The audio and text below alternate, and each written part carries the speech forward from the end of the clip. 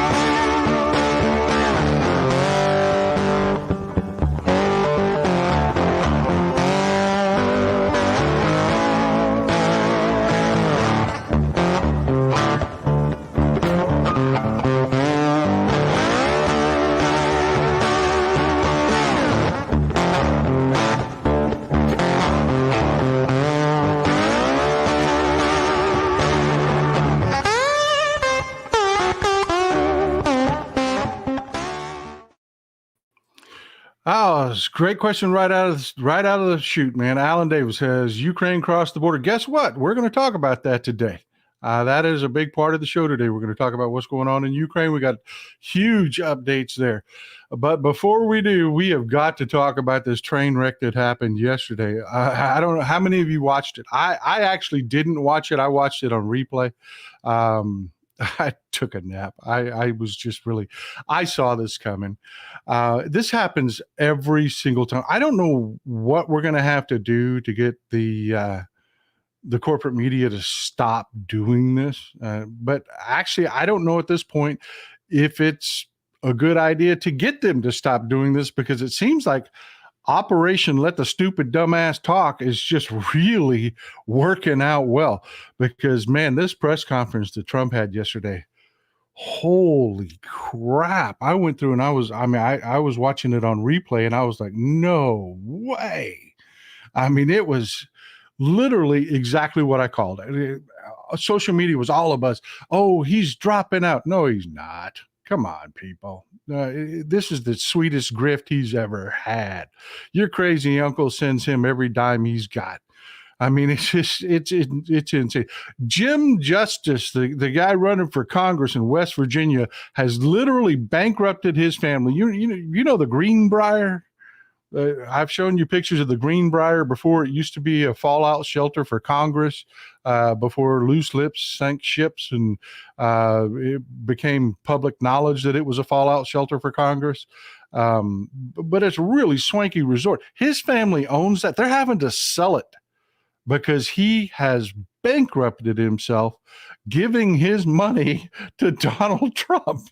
I mean, it's hilarious the way people are. I mean, but anyways, so Trump calls a news conference, and I said it's going to be whining. He desperately needs attention. He cannot handle the fact that the Kamala Harris and Tim Walz are drawing massive crowds. The excitement is there. He's seeing these people be much beloved. Narcissists cannot handle that.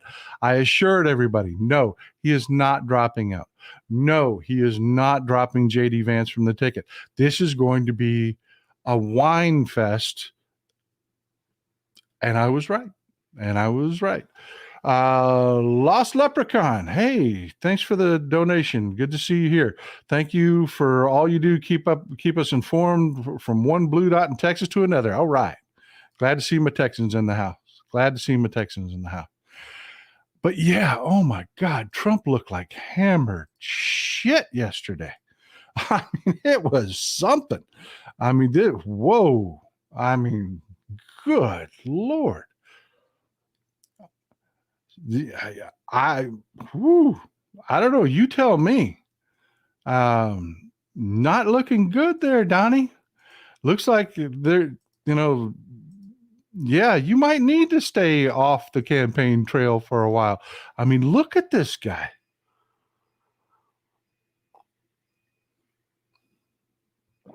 He does not look well. And he was emotionally not all there. He was definitely 100% not all there. Oh yeah.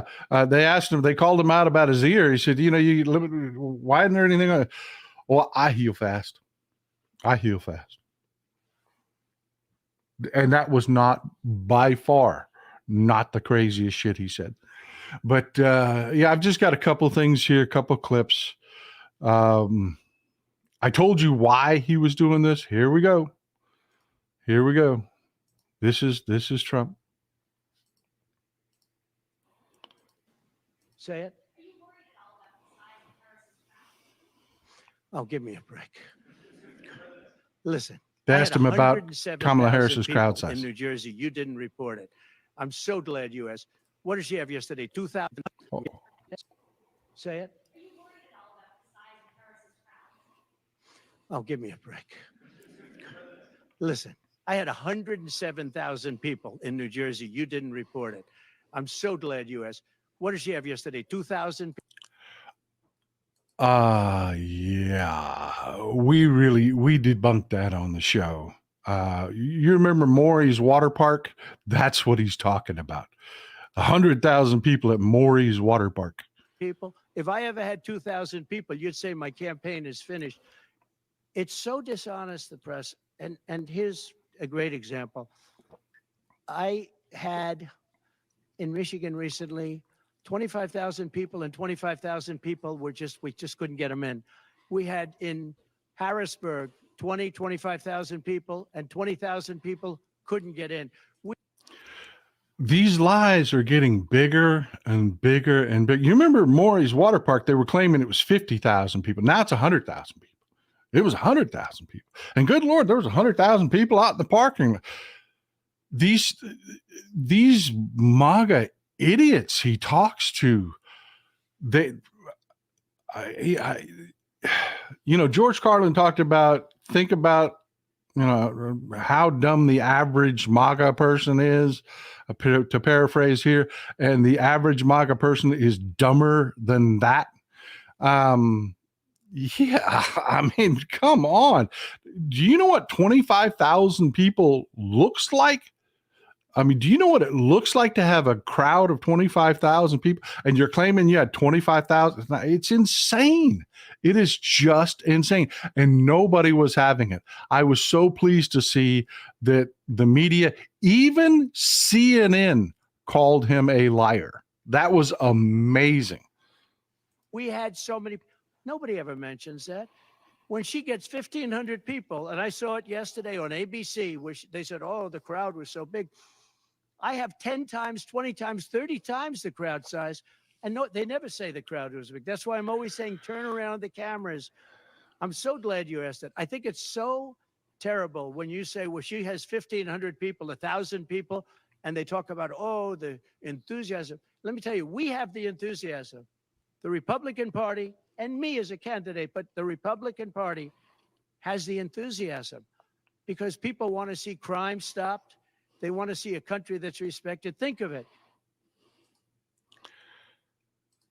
Yeah, I told you that's what it was about. I mean, all day long, everybody, oh man, he might be dropping out. I'm like, Trump will never drop out.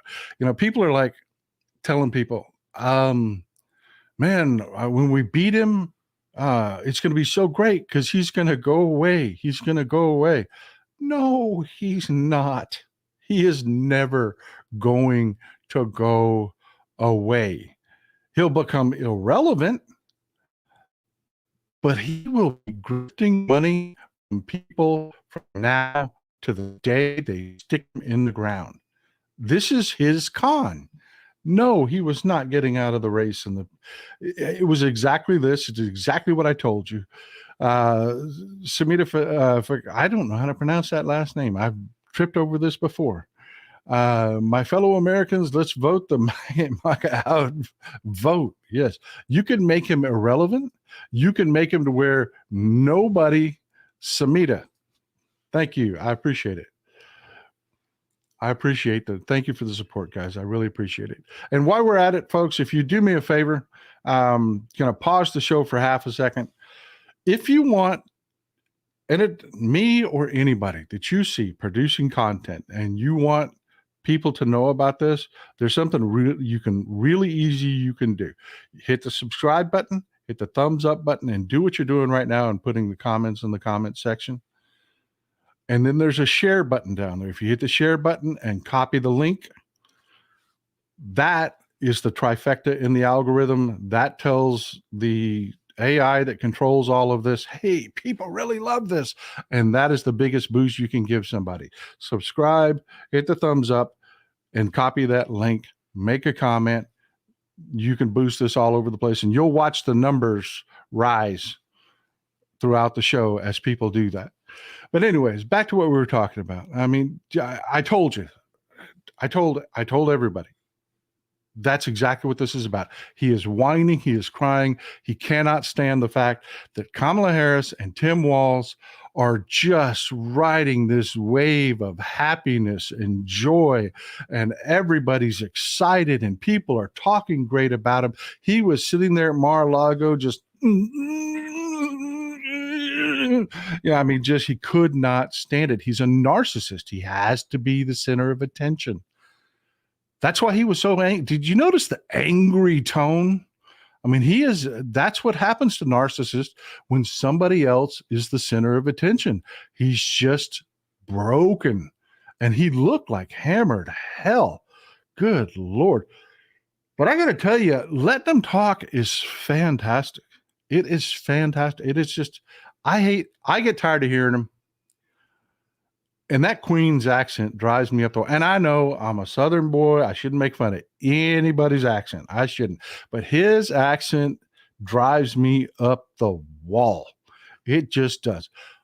But letting him talk has been priceless. It has been priceless. He has proven himself to be deranged, out of touch with reality. Yeah, exactly. Dementia, perfect, Victor. Dementia Don. That he is just really out there, man. And I've got another clip here for you that just shows just how stupid he is. I mean, just, you know, that old phrase, better to let people think you're a fool than open your mouth and prove them right. That's exactly what we've got here, man. None of that would have happened. And you wouldn't have had inflation. You wouldn't have had any inflation because inflation was caused by their bad energy problems. Now they've gone back to the Trump thing because they need the votes. I don't know if you know, they're drilling now because they had to go back because gasoline was going up to $7, $8, $9 a barrel. None of that would have happened. And you wouldn't have had inflation. You wouldn't have had any inflation because inflation was caused by their bad energy problems. Now they've gone back. $7, $8, $9 a barrel.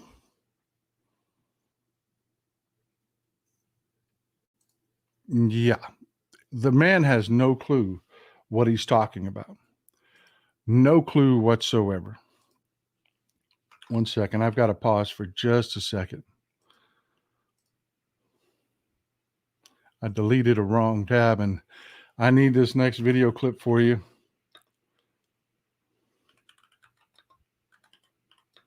Because this is really just the jaw dropper. Here's a Cliff's Notes version of it. I had the full 2-minute clip, but let's just go with the shorter clip. Anyways, everybody's sick of hearing this man talk. But yeah, he's talking about energy policy, right? Yeah, $7, $8, and $9 a barrel. He's talking about the cost of oil is what he's talking about. It's not even gasoline. He's talking about $7, $8, $9 a barrel. Christ, we haven't had $7, $8, $9 a barrel oil since color cameras existed. I mean, this is just the stupidest crap that comes out of his mouth all the time. And no, they didn't just go back to the Trump way. No, Joe Biden has been spectacular on energy policy, and he did the exact opposite of what Trump was doing. Trump was just, you saw him. He said, give me $1 billion. I'll let you do what you want. So what did oil companies do? They hoarded leases, didn't use them, manipulated the price of oil to benefit them. Joe Biden came into office. Republicans lost their frickin' minds. He's like, they're taking their oil leases away. He's taking their oil leases away. Damn it, this is bad. No, it was very good. He told the oil companies, you will use the leases or you will lose the leases. There's not going to be any more you sitting on oil in the ground, not pumping it. If you are not pumping oil, you will lose that lease. I know we got Kitty in the background.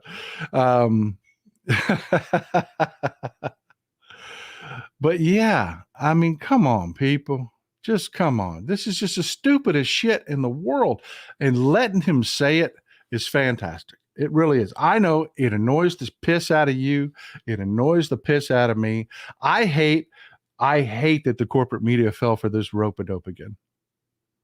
I really do. I hate that the corporate media fell for this rope-a-dope yet again. Hold on, folks. I got to make another quick adjustment. Oh, sorry for fingers. Sorry for fingers. Move my camera. Try to get back in the center.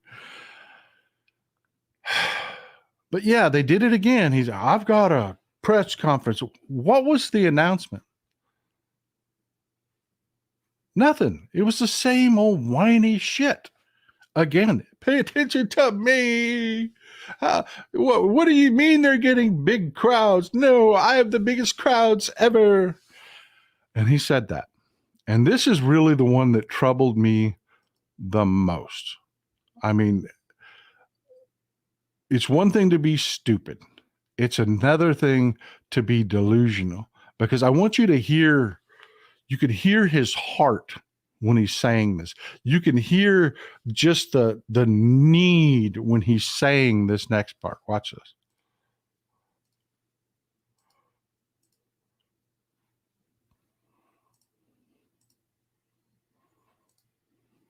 Never see the picture of the crowd, the biggest crowd I've ever spoken. I've spoken to the biggest crowds. Nobody's spoken to crowds bigger than me.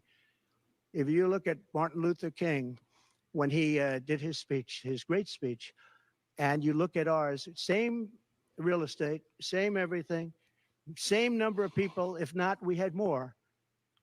And they said he had 1 million people, but I had 25. Again, I want you to, I know y'all get mad when I interrupt these videos and you're like, stop wasting my time. No, this is important. I want you to look at his demeanor and his emotion and this isn't, you can tell when Trump's lying. You can tell when he's lying. And you can also tell when he's deluding himself. And this is what is so bad about this. He is just mentally not right in the head. I mean, I'm going to back it up just a little bit. Listen to his tone. Just almost pleading. You could feel his heart. He's like, oh, please love me this much. And you look at ours, same real estate, same everything, same number of people. If not, we had more. And they said he had 1 million people, but I had 25,000 people. But when you look at the exact same picture, and everything's the same because it was the fountains, the whole thing, all the way back to from Lincoln to Washington. And you look at it, and you look at the picture of his crowd, my crowd, we actually had more people. They said I had 25,000, and he had 1 million people. And I'm okay with it because I liked Dr. Martin Luther King. Yeah, never see the picture of the crowd, the biggest crowd I've. Okay, first he got it wrong. It was 200,000 people at the I Have a Dream speech. There were estimated to be 200,000, not 1 million, 200,000. But yeah, this was Martin Luther King delivering the I Have a Dream speech. He's on the steps of the Lincoln Memorial. I've been here. A lot of you, I'm sure, have been here. Yeah, January 6th was not a fraction of this. This was delivered as part of the March on Washington for Jobs and Freedom. This was a multi-day event, and this was his time to speak. They weren't just there to see Martin Luther King speak. This was a whole protest event in Washington. And I want to draw your attention to one thing too, because like I said, I've been here. And one of the things that strikes me about this picture, if you've never been in this location, it kind of gives you the feeling every time you see a picture that these trees kind of like wall it off.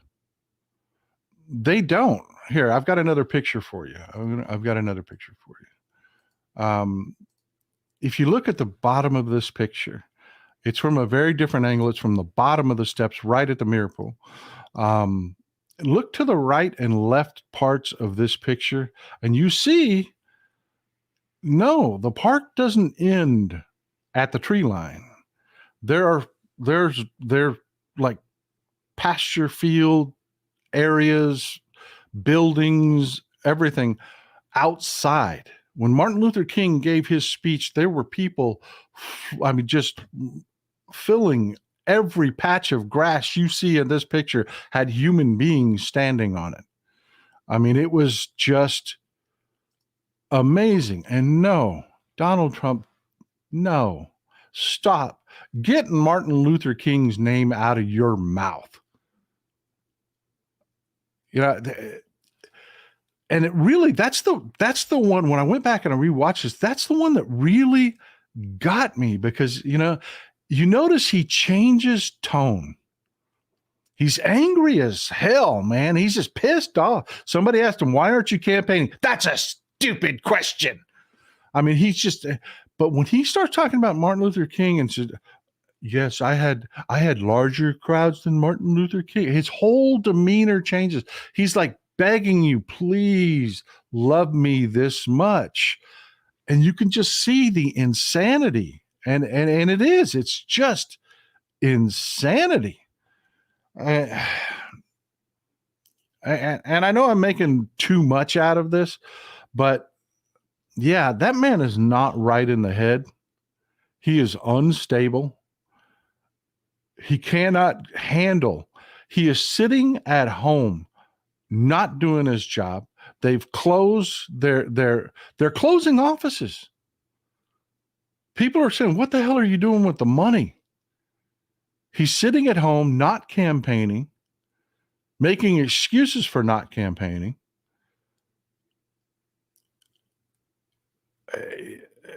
Yesterday was the equivalent of Joe Biden's debate moment. It was really good that everyone got to see this. It really was. And I hope he keeps doing it. I really do. As much as I hate that VITs. What the hell are VITs?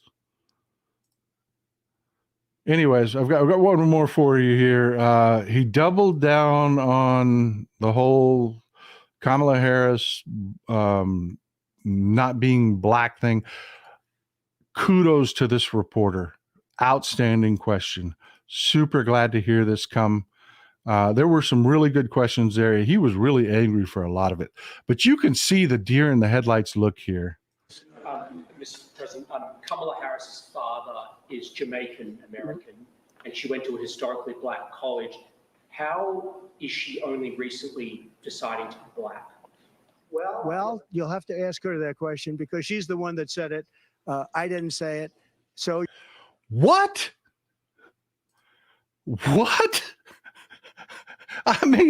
Really? This is when CNN called him a liar, by the way. What? Appreciate the support, Brendan. I appreciate it. Let's see Kamala's event. If she wins by overwhelmingly huge, bigger than Trump can ever believe, and Trump have an aneurysm. No kidding, right? No kidding. He's going to be talking about her inauguration. My inauguration was bigger than hers. The biggest inauguration ever, biggest event ever in the history of the world. But yeah, he just said that. He just said that. Mr. President, Kamala Harris's father is Jamaican American, and she went to a historically black college. How is she only recently deciding to be black? Well, you'll have to ask her that question, because she's the one that said it. I didn't say it. So you'll have to ask her. And I very much appreciate that question, but you'll have to ask her. But I've known her for a long time. I actually contributed to her campaign a long time ago, because I was a developer. I contributed to lots of campaigns of Democrats, Republicans, and some were liberal and some were conservative. But you'll have to ask her about that. But to me, it doesn't matter. But to her, from her standpoint, I think it's very disrespectful to both, really. Whether it's Indian or black, I think it's very disrespectful to both. To me, it doesn't matter. Can you explain to me, one, how the hell does he think he's going to pull that out of his butt and say, I didn't say it, you have to ask her, I didn't say it, when we all watched you on the news pour gasoline on yourself and try to go down this line of attack and claim that Kamala Harris has been saying she's Indian, that's it, she's just, that's all she said, and now suddenly she's black, and sit there and say, I didn't say it? Dude, we have video. You said it. You said it. And then sit there on camera and say that. It's insane. It is insane. I don't know, folks. I mean, I let him talk, man. Let him talk. Misfire is exactly, yes, he is a very weird old man who should never, ever, ever, ever be allowed near the White House. He should never have been allowed in the White House in the first place. And I don't know about you, but I will hate Republicans forever for doing this. But yeah, it's just insane. But let me, every once in a while, the corporate media will knock it out of the park. They will. This is a fantastic clip that just runs through and rebuts the major highlights of the press conference, and then we can be done with it. I'm tired of talking about Trump. I don't know about you, but when he talks, am I being rude when I say that about his accent? Because, you know, I've heard people with Queen's accents before that they're not like nails on a chalkboard. What the hell are Vits? Vits. What are Vits? To me, I don't know. He's got a speech impediment or something. It's not just the Queen's accent. But anyways, this is it does hurt, doesn't it? It's like painful. It's painful. But here's the rebuttal from MSNBC, and it was really good. I want to read you what I think is the sign of the vitality of the campaign itself. And viewers on this network were treated to an uninterrupted, I don't know how long it actually went, viewing of Trump's press conference. So I'm going to give you the uninterrupted fact check from the Harris Walz campaign. This is what they released as it ended. Donald Trump took a break from taking a break to put on some pants and host a press conference slashed out public meltdown. It goes on. We have a lot to say about it. Here are some initial thoughts with more to come. He hasn't campaigned all week. He isn't going to a single swing state this week, but he sure is mad at Kamala Harris and Tim Walz that they're getting big crowds across the battlegrounds. The facts were hard to track and harder to find in Donald Trump's Mar-a-Lago meltdown this afternoon. He lied. He attacked the media. He made excuses for why he's off the campaign trail. We're here to help because his staff clearly isn't. But first, an important reminder on the question Donald didn't answer. How will he vote on the Florida abortion referendum? He's been ducking this question since April. We work to pin down reality so Donald Trump, bless his heart, doesn't have to. Here are the facts. Quote, we had 12,000 and 15,000 people in Wisconsin and Michigan yesterday, respectively, not 2,000. The ABC debate is September 10th, not the 25th. People have spoken to bigger crowds than Donald Trump, Obama, Clinton, literally anyone at Lollapalooza, Coachella, and the World Cup. January 6th was decidedly nothing like MLK's I Have a Dream speech, and Trump did not get a bigger crowd than Martin Luther King Jr. on that historic day. There was famously not a peaceful transfer of power after the 2020 election, which Donald Trump fought to overturn, famously. 5 police officers died because of January 6th. Donald Trump said he was off the trail this week because of the Democratic convention. The convention is not happening this week. Trump said they have commercials at a level no one else does. He's being drastically outspent on the airwaves. Governor Josh Shapiro is actually a great guy. Project 2025 author Tom Homan, the father of Trump's cruel child separation policy, is not a person to praise.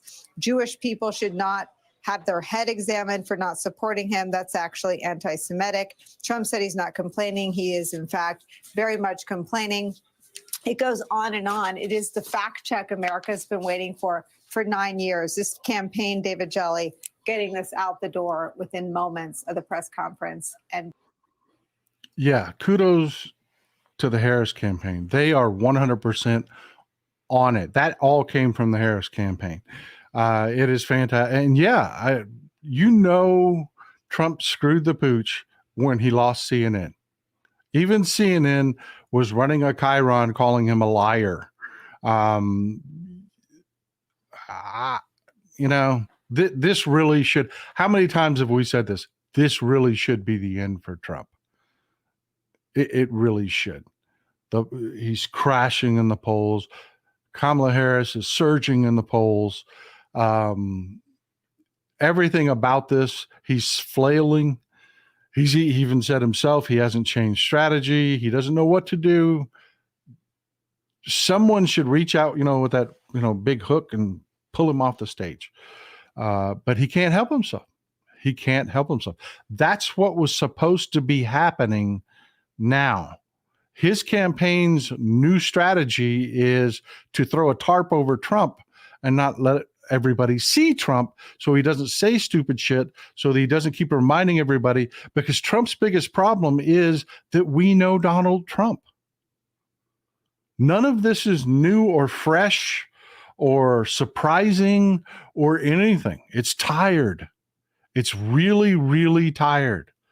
And there are already established narratives to deal with every one of these stupid claims he makes. And his campaign knows it. They're not selling a fresh product. So they're trying to hide the guy. And he can't do it. It just is driving him up the frickin' wall.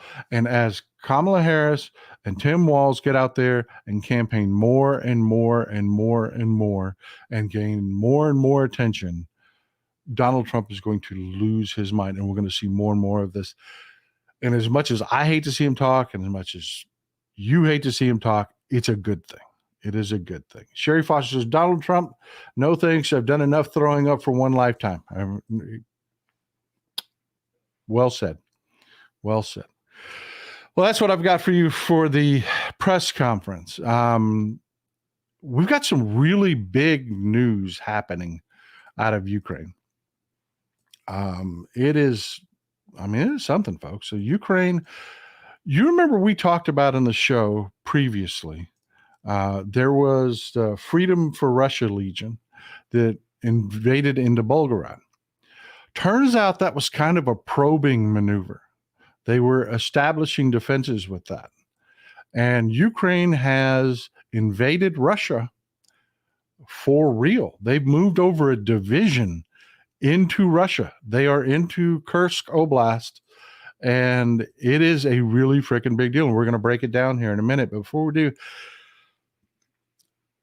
I tried to, I said this.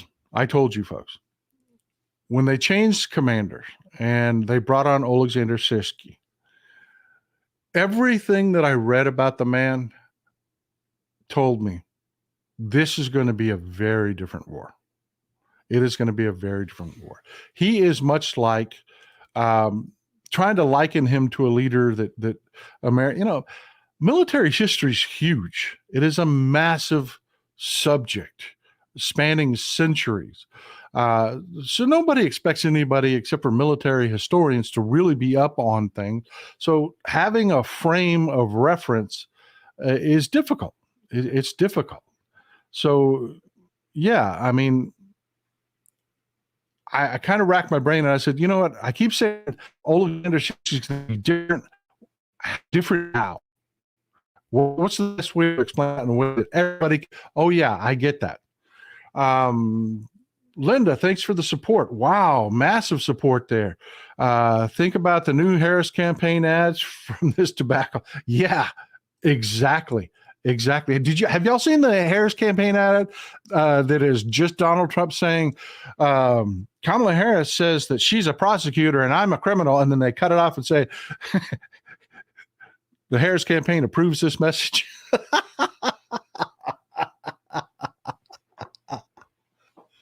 Oh my God. Yeah. He is just a walking gaffe machine. He is literally a walking commercial for the Harris campaign. It is fantastic. It is fantastic. But I really wanted to talk about Syrski for a minute, Alexander Syrski for a minute. He is, before we talk about what's going on with Ukraine and why it's happening, he is much like, although not exactly like, don't, you folks that are also history buffs, don't jump on me about this. He has a lot of characteristics that are like George Patton. He's a little bit different in the way he utilizes his men. He's believes in precise attacks, of different types of attacks. He doesn't like to go toe to toe with other, with Russian generals, whereas Patton really loved that slug it out thing. So I'm not saying it's 100% comparison, but his leadership style is very much exactly like George Patton. Patton, see, it's really common for someone at the level of Patton who is actually running not just a battle, a campaign, for them to sit back in a city that is 30 kilometers, 50 kilometers away from the battle, just get reports and look at the battle from, basically a map standpoint, just to keep it sanitary for themselves. That is not what Patton did. Patton would go to the front. He would literally go up on hills where his artillery was and watch the battle as it happened. That is exactly what Alexander Syrski is. Exactly. That is the kind of leader he is. I mean, literally in the trenches with his men. He is literally in the bunkers at the front where the fighting is happening, watching battles unfold real time. And he expects the same out of his commanders, just like Patton did. And I've got to tell you, just watching, because let's be honest, folks, Ukraine cannot stand and slug it out with Russia. They can't. Yeah, Patton was a history buff. He was. He did not believe, and good Lord, I love people that do this.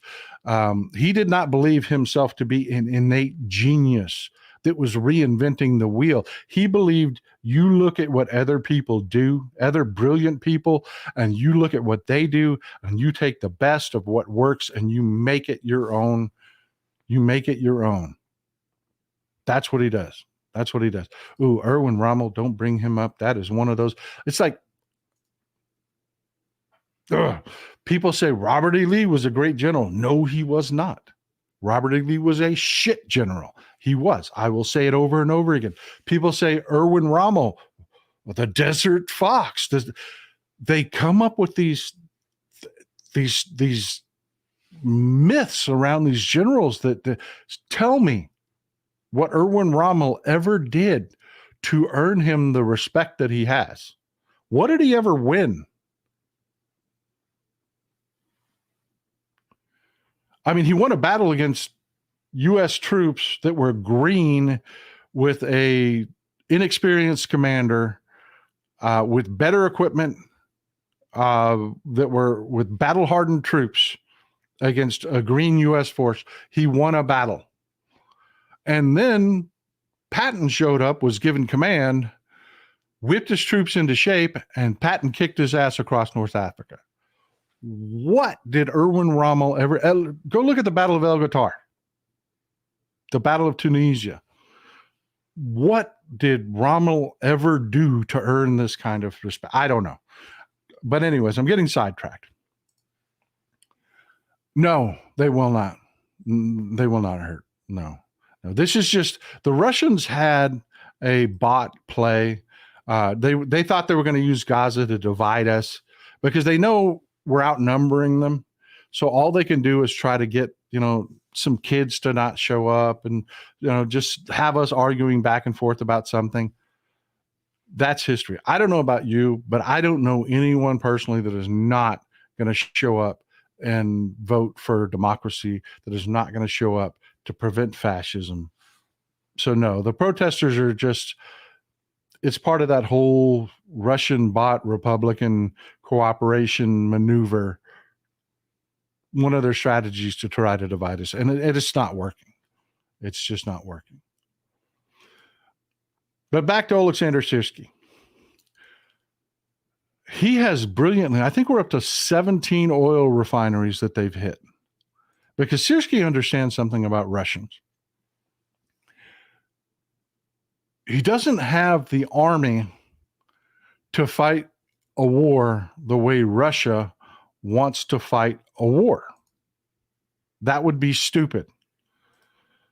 Sirski and Ukraine do not have the men to go into a meat grinder war with Russia. And Russia historically does not care. They just don't care. There has never been a war in Russia where the loss of life has been like a tipping point for the people. I've said this before. Russians die. That's what they do. If you're going to end a war in Russia, you've got to destabilize the leadership. And Sirski knows this, and he has been brilliant about it. He has been he's been disrupting fuel supplies so the Russians cannot effectively run offensive campaigns. This move into Kursk is brilliant. This is what's happening in Kursk. They moved in with over a full division of men. And let's go to the map. And this is why. All right. Just to give you a point of reference, here's Kyiv. Here's Moscow. There's the line between Kyiv and Moscow. This is Kursk Oblast. You see where the red pin is? That dotted region, that's Kursk Oblast. They've invaded into this region, and this is Kursk proper. This is the city of Kursk. They pushed in, they took Sudza down here in the south. We'll start here at Sudza. They took Sudza. What is critical about Sudza is, you remember we were talking about that surreal situation where the war is going on, but Russian gas is still flowing through Ukraine? Yeah, I mean, it was like, I thought we were at war. Why are, well, the control for those pipelines is in Sudza. And that is now controlled by the Ukrainians. That was the first city they took. Then they pressed north. They didn't press directly to Kursk. And right now, you see the E38 here? It runs east and west. The E38 is just choked with all of the civilians pouring out of Kursk. They've been notified by the Russians, get the hell out of Kursk, because the Ukrainians have effectively blown through the Russian lines and are pushing northward. And right now they're fighting on the outskirts of this little town. One second. I know I'm going back and forth. Elgov. Why Elgov? Well, it is one, it prevents the Russians from flanking them from the west, because the Russians do have forces over in Bryansk and to their west. But more importantly, Elgov is the center for sugar beet processing. And if you think Americans have a sweet tooth, good God, you should see the Russians. Sugar beets are a big freaking deal.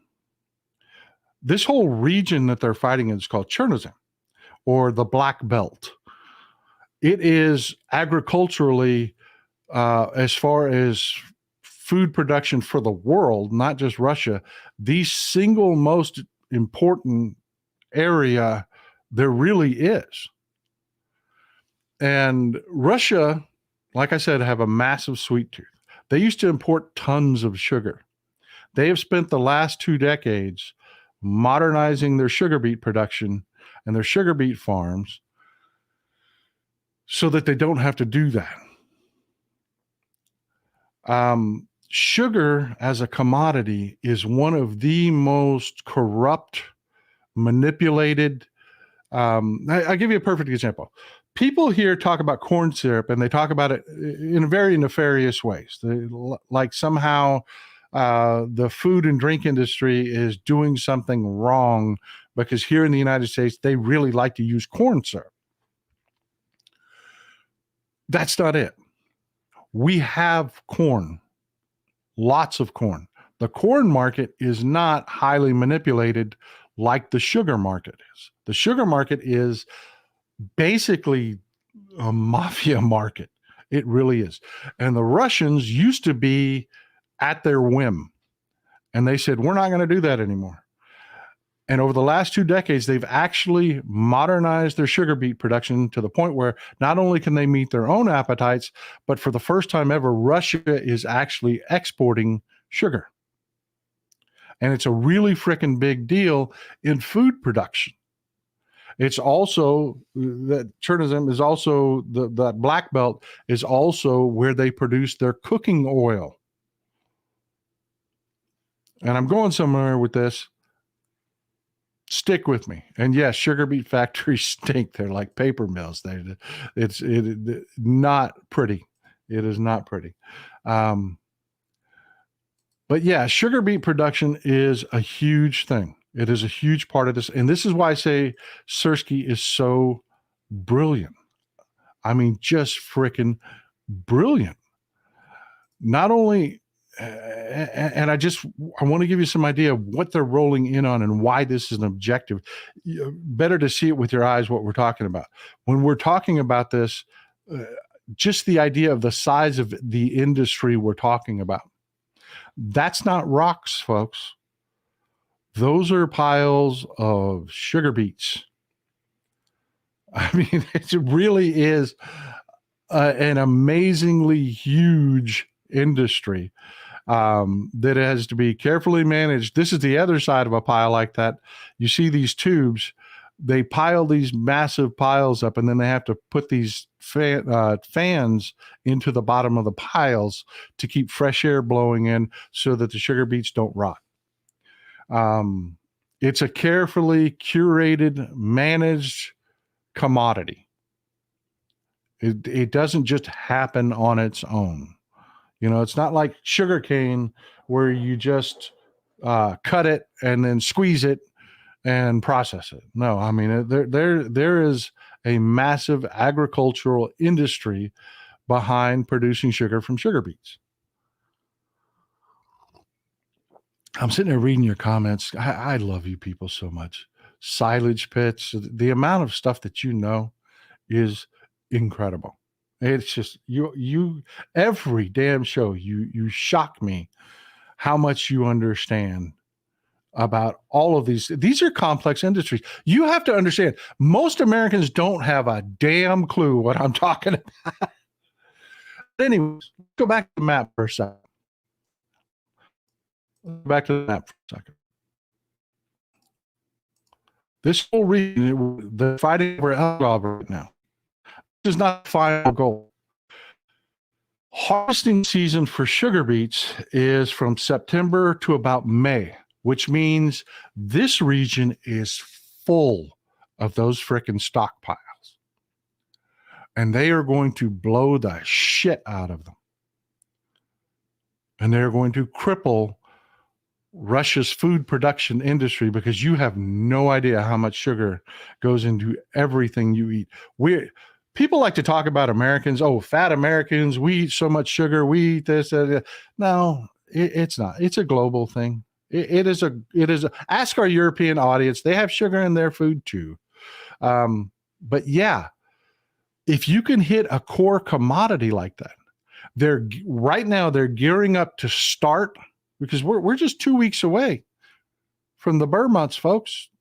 We're just, 3 weeks away from the Burr months. Isn't that fantastic? We're about to hit September. They're about to start harvesting again. They're going to destroy the facilities at which these things are stored and processed, and they're going to destroy the commodity itself, which means Russia has no sugar for 2 years. Their food production is crippled. You need sugar in everything, from bread, sodas, when you go to our store and you see all of the different sodas available, and they have that in Russia, just like we do here. Imagine that going away. That's the brilliance of Oleksandr Syrskyi. He's not sitting here fighting a meat grinder war with the Russians. He's hitting them where it hurts, and he's destabilizing the leadership. You've heard that expression, don't mess with the money. Oh, he is messing with the money, baby. He is messing with the money. But that's not his goal. That's not his final goal. His final goal is this. In Kursk, you have a nuclear power plant, which is scary because it's almost identical to Chernobyl. It's got the old RBMK 1000, 4 of them, reactors. Once they've established control of Elgov, they're going to take a hard right, and they're going to run at Kursk, and they are going to cripple that nuclear power plant. Now, they're not animals like the Russians. When they get to Kursk, you can actually see the airport here, the water supply here, the nuclear power plant is over here. The nuclear power plant at Kursk, Russia's energy, they're just floating in natural gas. So a huge portion of their energy comes from natural gas. About 20% of the nation's industry comes from nuclear, but not in this region, not in the Black Belt region, not in the Black Earth region. About 90% of the energy that all the processing industries for all the different food products, about 90% of their energy comes from the Kursk nuclear power plant. And I want you to think for a second, what is that going to do to their war effort? What is that going to do to their national morale? When they disable the nuclear power plant at Kursk, that cripples their food production and processing industry. And you folks that understand agriculture know what this time of year means for processing. You've got your resources, your commodities that have come out of the fields at this point. The harvesting is going on. The corn, the soybeans, everything is they're all gearing up for the harvesting right now. What the hell do you do with it if you've got no power? If you've got no electricity? You can't store it properly because the ventilation systems and stuff that are required in these massive piles, you're literally crippling their food production. He's gone after their oil production. He's now going after their food production. And I have to tell you, folks, we did not see this coming. They didn't check with us to see if this was okay. They didn't. Nobody knew this was happening. That's why the corporate media has been caught flat-footed on this. They're like, what? Our White House was like, what? Because no, this invasion is not sustainable for Ukraine. They can't take this territory and hold it. The Russians will pull a pincer movement on them. They'll cut off their supplies, and they'll lose a division of men that Ukraine really sorely cannot afford to lose a division of battle-hardened, well-trained men. They are going to blitz in to Elgov.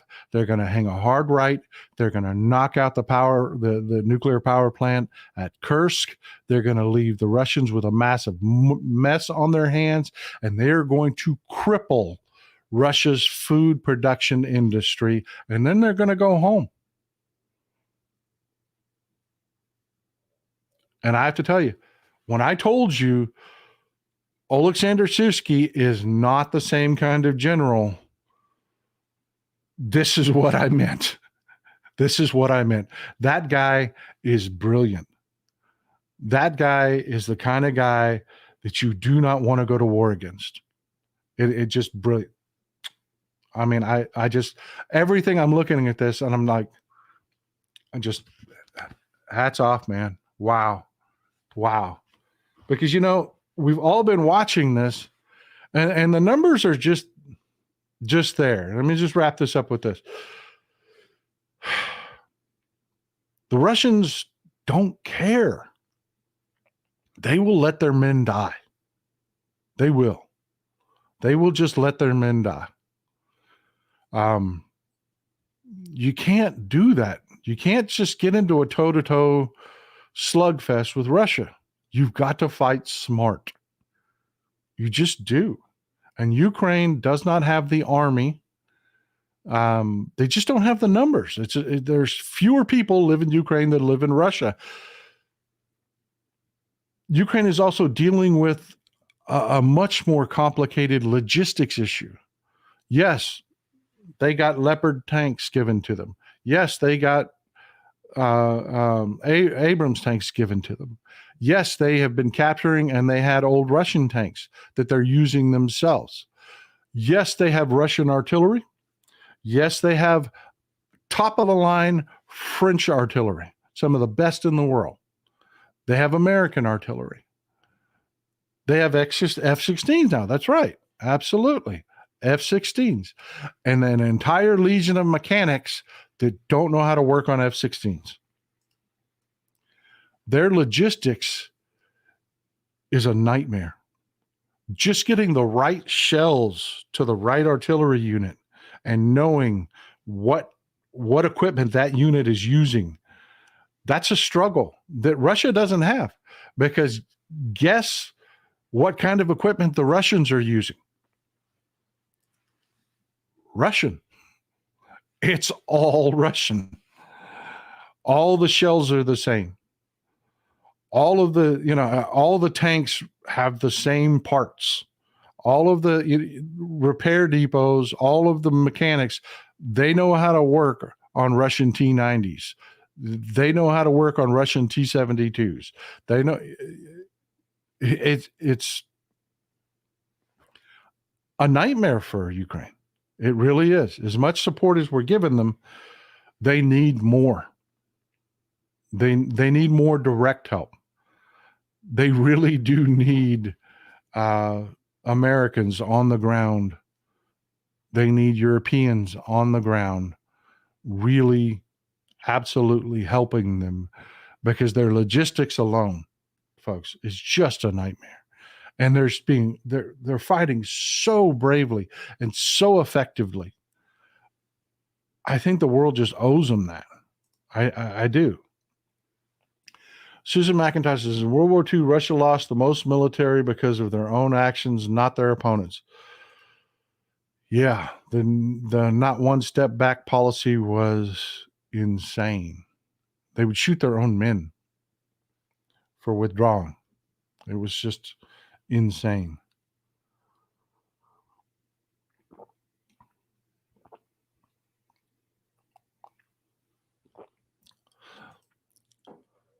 Paul Google, thank you for bringing this up. I wasn't going to cover this in this, but you know what? You brought it up. We're at the end of the show. Great way to go into the roundtable. One of the things that we really owe a thanks to Ukraine, man, I'm sorry about the beard, folks. I really am. I'm growing the beard back. I'm growing the beard back for the holidays. You do something fun for the holidays too. Yeah, we're seeing warfare changing on the ground in Ukraine. We're seeing focuses change. I don't know if you've seen the new armored drone vehicles that they have, but they're really amazing. I'll get a video for it for another show. They pull into the field, 6 operators get out that are drone operators, and you see these rods basically start standing up, and all of a sudden you notice that the rods have a half a dozen drones on them each. And then zoom, zoom, zoom, zoom, zoom, zoom. And then another batch. Zoom, zoom, zoom, zoom. All of a sudden, you've got 50 or 60 drones, all of them wired to explode in the air, flying to pre-programmed targets with operators to just help them adjust for changes that happen live on the battlefield. And it has absolutely changed warfare forever. You know, we'd always thought about unmanned warfare. And when we thought about it as unmanned aerial vehicles, we thought about it as, the more advanced, like the Reaper drones and the Predator drones that we use. In Ukraine, yeah, it's $300 drones. And they are effectively decimating the Russians with them, from personnel to armor, with $300 drones. Warfare has changed forever. The shotgun, both sides cannot produce shotguns fast enough. I'm not kidding. Long range. You're seeing soldiers in the field, both Russian and Ukrainian, with look like duck guns, big old long barrels on them, man. Just trying desperately to fight these dirt cheap drones that are just decimating both sides. We're really seeing, it's like during World War II, Blitzkrieg, and the coordination between air power and armor, and how that changed warfare. And we studied it for decades, and we built doctrines around it. We're literally seeing a new doctrine growing out of the war in Ukraine, utilizing these dirt cheap drones. And it will be, actually, it scares the shit out of me a little bit, because China has the advantage on both manufacturing small electronics and drone technology. Right now, they're really building, if you want a reliable, cheap drone, you buy from China. And that's the future of warfare. It's insane, but it's really something to watch. We're watching history unfold. So yeah, that was a great comment. Thank you for bringing it up. I was Linda Hoxa. Societies go through a time of funk now and then. Not now. People are tired of continual depressed type of speech from the GOP. They want hope for the future. The GOP will lose the basis on that basis alone. I am 100% on that bandwagon with you. I am. I haven't felt this good. Fall is my favorite. What are y'all's what's your favorite season? Me, it's always fall. Number one. I'm a fat guy. I love food. I am. I love pumpkin spice coffee. I love Oktoberfest beer. I love, spring is a second. Yeah, that is a second. I love the flowers. I love the gardens. But really for me, the number one, man, that first crisp air when you walk outside and you're like, whoa, when did this happen? You know what I mean? That first breath of really cool air into your lungs. Harvest season. That's right. I love the decorations. All of that. And, I've been talking about it because I've been so excited, because literally we're 3 weeks from the first Burr month, man. I mean, think about how different this feels this year. And thank you for the comment, because you're exactly right. As a people, the Republicans are flailing because they don't get it. We're happy. We're excited. I mean, I don't know. Am I reading you wrong? because I know where I can talk to you about what I feel and the people around me feel. People have plans. People have excitement. People are really looking forward to what's going on. And I'm looking forward to this holiday season like I haven't in years. I love Christmas, by the way. I really, that's why, please forgive this. I know it looks terrible, and it's going to look terrible. It's going to look worse before it gets better. But yeah, I'm growing my beard back for Christmas. Hope. Exactly. Hope, and more than hope, joy. And thank you so much for that comment, because you are dead spot on. They can't understand why isn't the attacks? And I caught a lot of crap. I really did. I caught a lot of crap. Understand the point of view. Paul, don't point out the attacks that they make. You're just elevating their attacks when you point them out. No.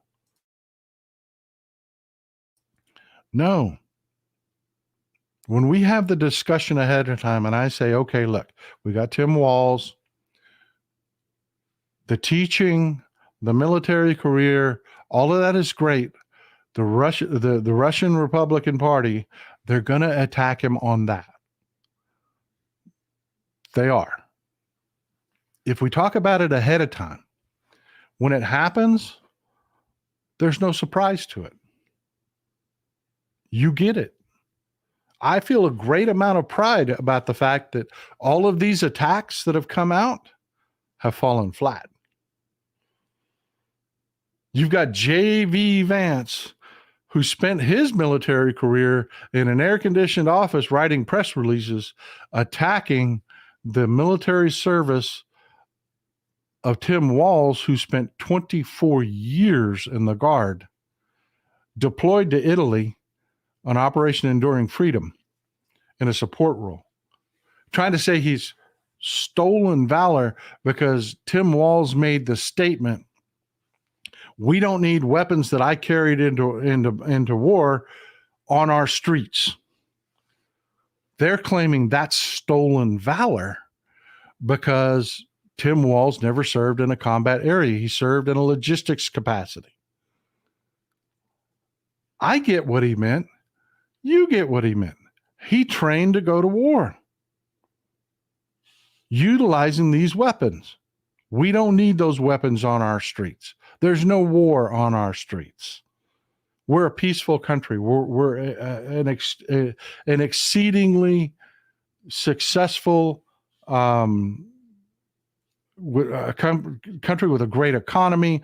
Crime is at all-time lows. We don't need weapons of war. We understand what it means. That's why him saying, well, that's stolen valor. He claimed to have been in combat. Well, no, he's published his entire military career. We got the point of what he was saying.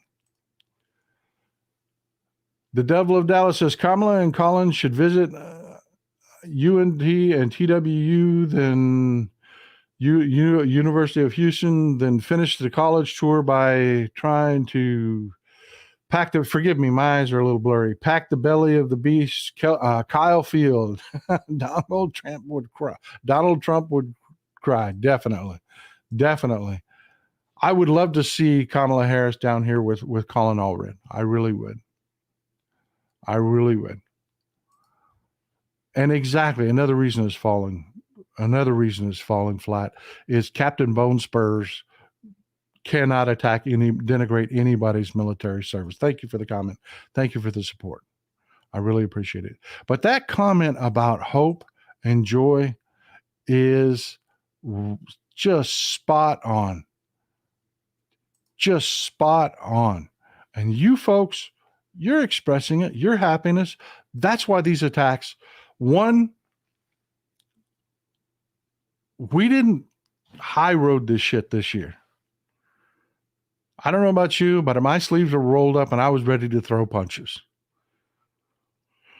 So when they went dirty and tried to lie about Tim Walz, another one that I love, just to show how well this is working, talking about the attacks we know are coming and how well this is working. They tried to say and tried to upset veterans by saying that Tim Walz found out he was going to be deployed to Iraq and he retired and abandoned his men. And they went and found some mope loser that was in his unit to say, and I called him a mope loser. I'm not in the military. I'm not a veteran. I can look at somebody that's saying crap like this guy's saying and say, you're a mope and a loser. Trying to say, here's the attack. They're saying Tim Walz found out he was going to be deployed to Iraq and he retired and abandoned his men. Ooh, well, that would be a serious attack. If it had a thread of truth.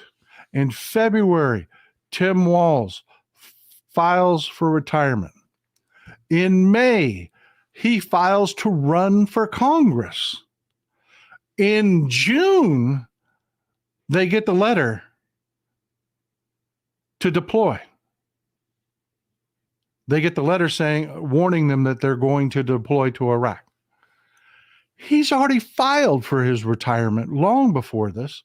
He made sure his unit was when he went to retire, he made sure his unit was fully 100% staffed. He filed his paperwork to run for Congress before ever getting the notification that his unit would deploy. How the hell does that make any sense? Does that attack pan out? No. Normally those attacks would be pretty effective.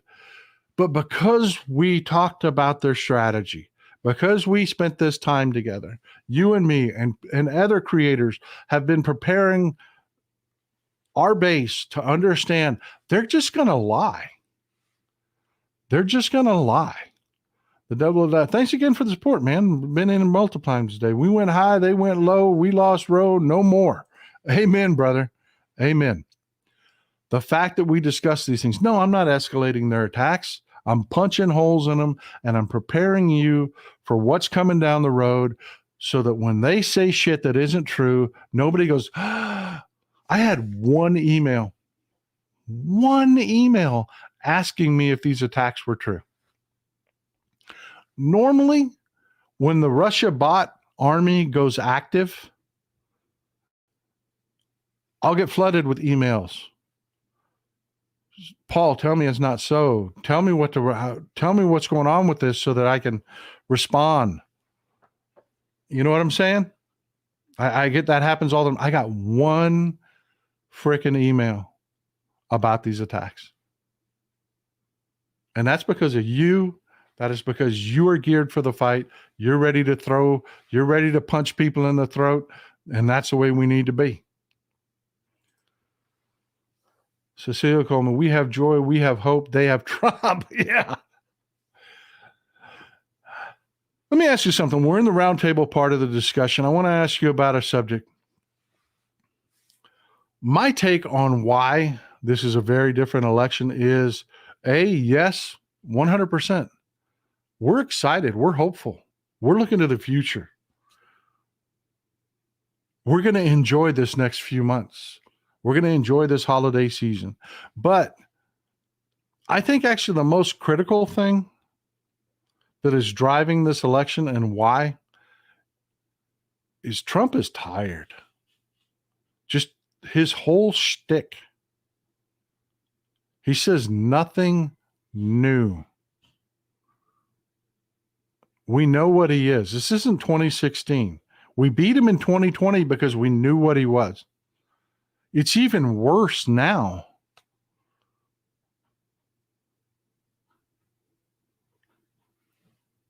Am I hitting it there? Is that, you know what I mean? I really believe that is one of the reasons everything is so moving in the right direction. Why we have such momentum is on the other side, you've got Trump and J.D. Vance. And there's nothing he can say, nothing he can do that just doesn't feed the negatives because he is a negative human being. There's no hope. There's no joy. Nothing is ever good. On our side, we have the economy is amazing. On our side, we have the holidays are coming. On our side, we have crime has plummeted. We just got new job numbers. Jobless filings, again, down again. What do they have? America's a hellscape. It's terrible. Everything they touch is terrible. And I love it. They're like, these attacks are just falling flat. I love that this was what people, you did this. You did this. You put this out all over social media. They tried to run an attack saying, Kamala Harris won't do press conferences. She won't talk to a reporter. She hasn't talked to a reporter since Jesus Christ walked the earth. Really? Okay, dude. I'm lifting from you guys off social media. This is Kamala Harris walking up to talk to reporters.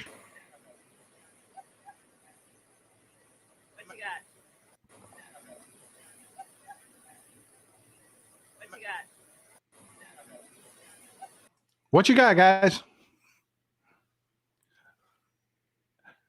Kamala Harris won't talk to reporters. Literally talks to reporters at every freaking event.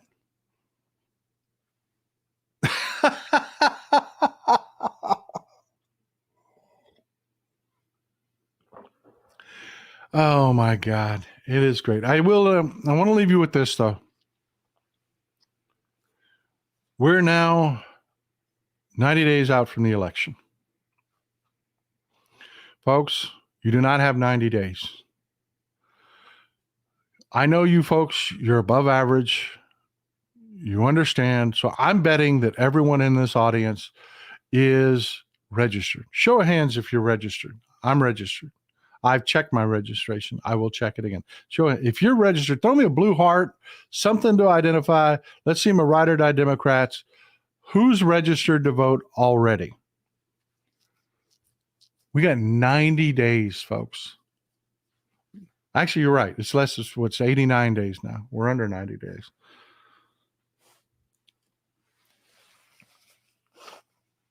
But there's a lot of people out there. And you know it, they blow your mind as much as they blow my mind. There are people that they just don't pay any attention to politics. They're clueless. They don't know who the representatives are. They don't know what's going on. They're just doing their thing, man. They're out riding horses or golfing or playing tennis or fishing or, focused on their jobs or their businesses. You've seen these people that just don't know anything about politics at all. They're not registered. And we got to go get them. We've got to go get them. We've got to tell them, get yourself some verbiage, man. Get yourself some verbiage. Some Cliff's Notes verbiage about the 2025 project. Go out and tell your friends, look, they're really going to gut Social Security. They're really going to gut Medicare. They're going to screw your mom, your grandma, your grandpa. They're really going to hurt people. They're really going after our democracy. And if you don't think they're going after democracy, look at what they're doing locally. Trump just called this woman out at his rally.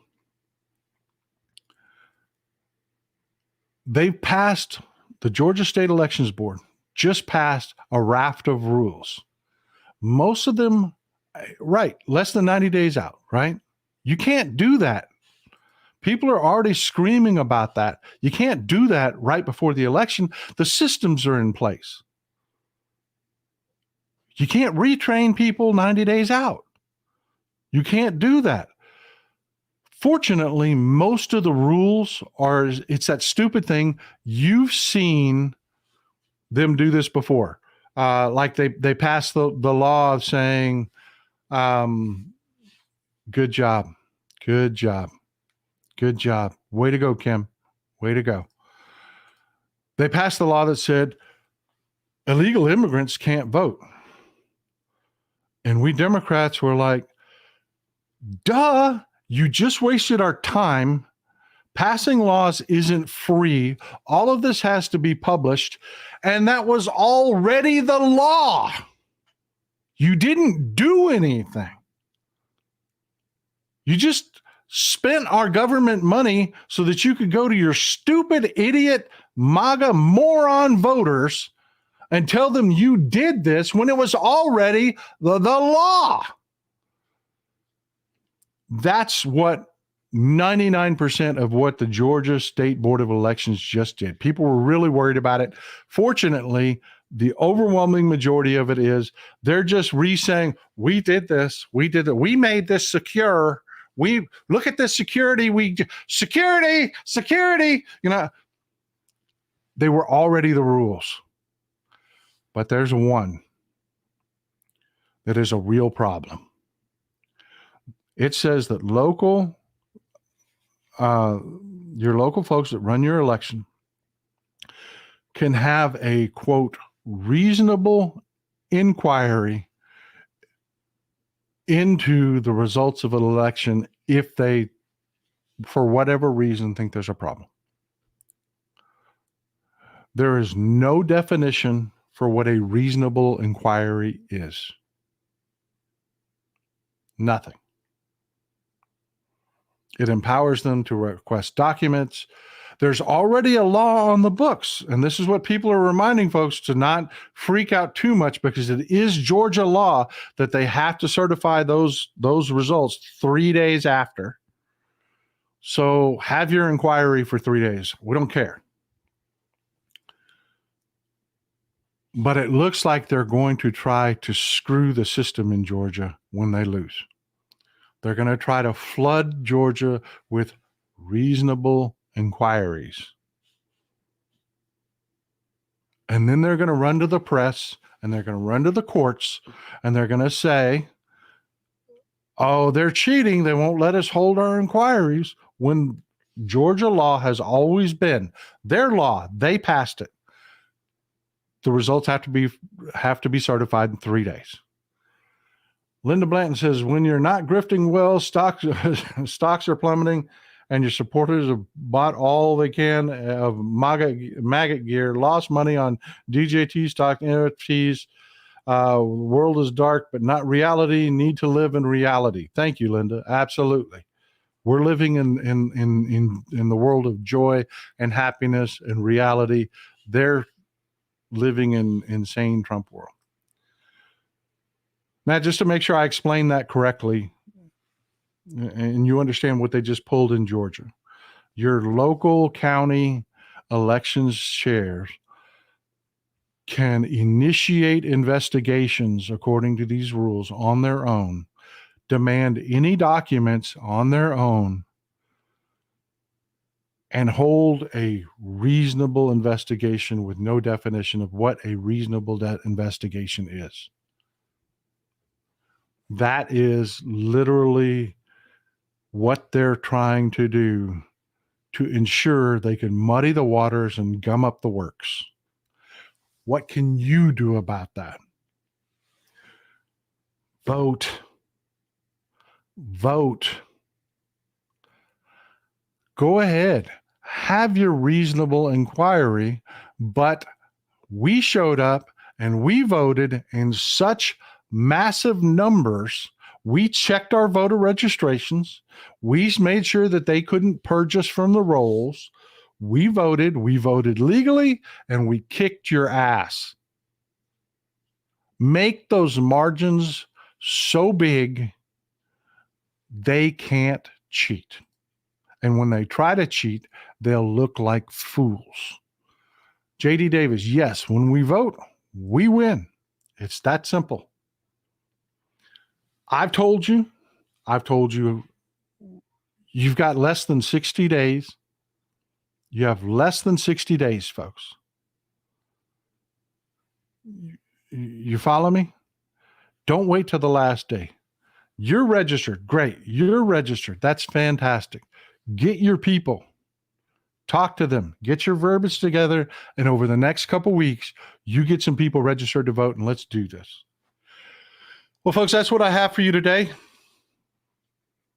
I hope you're feeling as good as I am. I hope you're looking forward. We're literally 3 weeks from September, folks. 3 weeks from September. 3 weeks from September. This is going to be a great season. I'm enjoying. I can't wait to go. I don't know about you. I can't wait to go see what's going on with Kamala Harris today. What rally are they at? I can't wait to see them talk. I can't wait to see what you people have done. Forgive me. Forgive me. Have y'all seen that dancing Tim Wall? I can't show it to you because of the music. I'll get a copyright strike, and I can't have that too many of those. They'll take my channel away. Have y'all seen the dancing Tim Walls bit? I am loving what you folks are doing. I am loving what you folks are doing. I'm excited. Thank you for bringing up Arizona. Ruben Gallego, have y'all seen torching Kari Lake? Absolutely torching Kari Lake. He has moved so far in the lead, he can't see Kari Lake in his rearview mirror. Kamala Harris has coattails, baby. The excitement, everything is just fantastic. It is just, the polls are so bad for Republicans, they broke out Rasmussen. If you follow politics, you know that is like the last ripcord. It is, if you don't know, there's a pollster, John Rasmussen. He's the worst, man. Rasmussen had Custer up by 10 at the Battle of Little Bighorn. I mean, he is a joke. To politicos, Rasmussen, it really is a joke. The Republicans are breaking out the Rasmussen poll to tell their people that we're winning, I promise. We're still winning.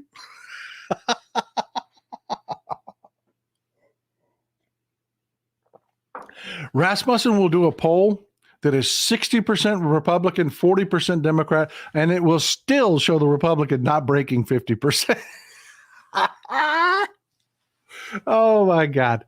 Love you folks. That's what I have for you today. Thanks for being here. I hope you have a great day. Enjoy. Let's go see what the hell Kamala Harris is up to. Enjoy some Texas cities at night. Thank you for all the support, by the way.